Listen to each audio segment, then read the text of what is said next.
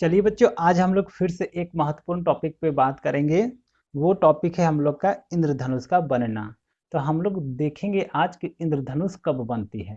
तो इंद्रधनुष आप लोग देखे ही होंगे कि वही जो जैसे बारिश के बाद नहीं है, ऊपर में आसमान पे आप देखिएगा रंगीन पट्टी बनता है, वही है इंद्रधनुष। जैसा यहाँ पर फिगर पे भी आप लोग देख सकते हैं, और बगल का स्क्रीन पे भी आप देख सकते हैं कि इंद्रधनुष कैसे रहता है। ऐसे तो सभी बच्चे जानते ही होंगे इंद्रधनुष कैसा होता है, लेकिन चलिए इसके बारे में आज पूरा डिटेल से जानते हैं कि ये कब कब बनेगा और इसका कंडीशन क्या क्या है और ये कैसे बनता है।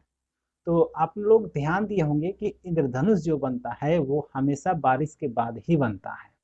दूसरा चीज ध्यान देने वाली बात है कि वो किधर बनता है। तो ध्यान दीजिएगा तो आपको पता चलेगा कि वो हमेशा सूरज के ऑपोजिट डायरेक्शन में बनता है।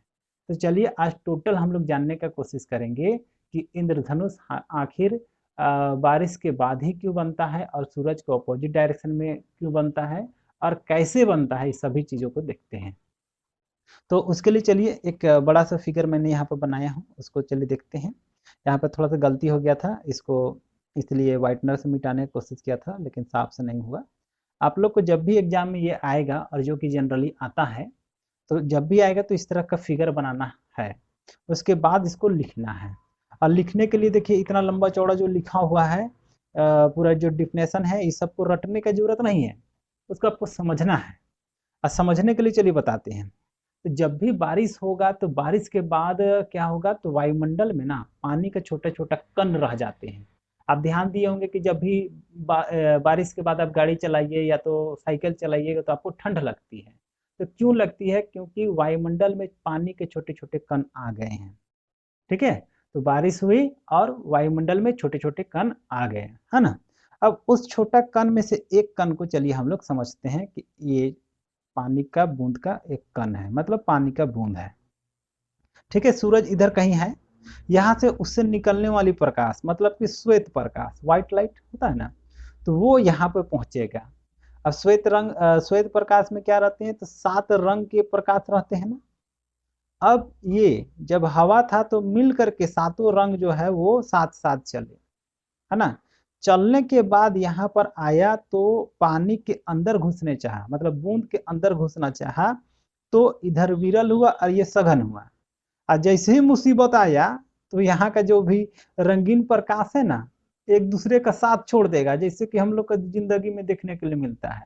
अगर आपका जिंदगी मतलब आपका हाल ठीक है ना, तो सब आपके साथ रहेगा, लेकिन जैसे मुसीबत में पहुंचिएगा, मुसीबत में पड़ जाइएगा ना, तो सब छोड़ करके भाग जाएगा। इसलिए बच्चों अच्छा से आप लोग भी पढ़ाई उढ़ाई कीजिए। अच्छा चलिए, तो यहाँ पर जैसे ही आएगा इसको मुसीबत मिलेगा, मतलब कि सघन माध्यम होगा, सघन माध्यम में प्रकाश पहुंचेगा, तो यहाँ का जो 7 रंग है, अलग अलग 7 रंग है, सभी अलग हो जाएंगे। अभी इधर मिल करके चल रहे थे, जैसे यहाँ पर आए तो भिन्न भिन्न 7 रंगों में ये बट गए। अपना अपना चलो बाबू, अपना अपना रास्ता नापो।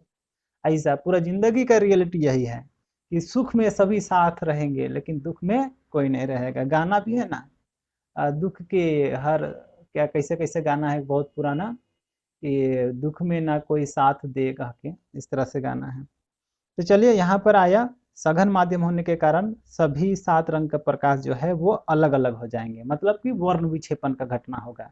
वर्ण विक्षेपण क्या है उसको तो हम लोग पीछे देख ही चुके हैं। तो यहाँ पर आएगा वर्ण विक्षेपण का घटना होगा और भिन्न भिन्न 7 रंगों में बट जाएगा। अब ये रंगीन प्रकाश चलना शुरू करेंगे, तो यहाँ पर देखिए 2 ही कलर का प्रकाश दिखाया गया है, बीच का को नहीं दिखाया गया है। तो बीच वाला भी है, ये आप लोग अपना समझ लीजिए। तो रेड और बैगनी मतलब लाल और बैगनी वैग्योर को यहाँ पर दिखाया गया है। तो भिन्न भिन्न 7 रंगों में बट गया और ये जो प्रकाश है वो बूंद के अंदर ही गति करना शुरू करेगा। अब बूंद के अंदर गति करते हुए ये बूंद के आंतरिक सतह पर टकराएगा। अब वहां पर जैसे ही टकराएगा ना, तो पूर्ण आंतरिक परावर्तन का घटना होगा। अब पूर्ण आंतरिक परावर्तन का घटना क्या चीज होती है, तो इसमें हम लोग पिछला वाला एक्सरसाइज पर देखे थे, प्रकाश परावर्तन तथा अपवर्तन वाला एक्सरसाइज में देखे थे कि ऐसा जब पूर्ण आंतरिक परावर्तन होगा तो प्रकाश एक माध्यम से दूसरे माध्यम में नहीं जाएगा, पहले ही माध्यम में वापस हो जाता है। तो इसलिए ये जो पानी में आया ना, पानी से होते हुए आया, आंतरिक सतह पर टकराया, अब पानी के अंदर ही मतलब बूंद के अंदर ही ये परावर्तित हो जाएगा। तो इसी को कहते हैं हम लोग पूर्ण आंतरिक परावर्तन होना। तो ये पूर्ण आंतरिक परावर्तन होने के बाद ये फिर से पानी के अंदर अंदर गति करना शुरू करेगा और बूंद के सतह पर पहुंचेगा और यहाँ पर अपवर्तन होकर के, अपवर्तन याद है ना, सीधा नहीं जाएगा, ये हल्का सा टेढ़ा हो जाएगा। देखिए ये सीधा नहीं गया, इधर टेढ़ा हो गया। तो यहाँ से अपवर्तन होकर के इंद्रधनुष का निर्माण करती है। मतलब देखिए यहाँ रेड है ना, तो यहाँ पर भी हम लोग का हो गया रेड और ये हो गया हम लोग का वैग्योर मतलब कि बैगनी। अब मान लेते हैं कि यहाँ पर आपका आंख है, यहाँ हम लोग हैं यहाँ पर, यहाँ से इसको देखिएगा तो क्या रेड ऊपर है ना दिखेगा। अब तो अगर कभी भी देखिएगा इंद्रधनुष तो देखिएगा कि रेड सबसे ऊपर रहता है और बैगनी सबसे नीचे रहता है, क्योंकि हम लोग इस पोर्शन से देखते हैं। तो इसमें क्या हुआ कि श्वेत प्रकाश जब बूंद के सतह पर पड़ती है तो सघन माध्यम में जाने के कारण वर्ण विक्षेपण की घटना होती है और जो श्वेत प्रकाश है वो भिन्न भिन्न 7 रंगों में बट जाती है और ये रंगीन प्रकाश जो है वो बूंद के आंतरिक सतह पर टकरा करके पूर्ण आंतरिक परावर्तन का घटना दर्शाती है। तो यहाँ पर पूर्ण आंतरिक परावर्तन का घटना होगा और इसके बाद यहाँ से परावर्तित होकर के प्रकाश यहाँ पहुंचेगा और इस सतह पर अपवर्तन होगा और इंद्रधनुष का निर्माण होगा। बस यही चीज को आप लोग को अपने शब्द में इधर लिख देना है और एग्जाम में ये क्वेश्चन आता है, इसलिए इसको आपको याद भी करके रखना है। ठीक है, तो चलिए देखते हैं इसमें क्या लिखा हुआ, उसको देखते हैं कि बारिश के बाद हवा में पानी के छोटे छोटे बूंद फैल जाते हैं। जैसे अभी थोड़ा देर पहले मैंने बताया कि बारिश जब भी होगा तो पानी का छोटा छोटा कण पूरा वायुमंडल में फैल जाएगा, फैल जाते हैं जब सूर्य का प्रकाश मतलब कि श्वेत प्रकाश, और श्वेत प्रकाश मतलब रंगीन प्रकाश का मिक्सचर। सूर्य का प्रकाश पानी के बूंद की सतह पर पड़ती है तो वर्ण विक्षेपण की घटना होती है और प्रकाश भिन्न भिन्न 7 रंगों में बट जाती है। जब ये रंगीन प्रकाश बूंद के अंदर गति करते हुए बूंद के आंतरिक सतह पर पहुंचती है तो वहां पूर्ण आंतरिक परावर्तन की घटना होती है ना। पूर्ण आंतरिक परावर्तन की घटना होती है और प्रकाश बूंद के अंदर ही परावर्तित हो जाती है। जब ये परावर्तित प्रकाश दोबारा बूंद के आंतरिक सतह पर पहुंचती है तो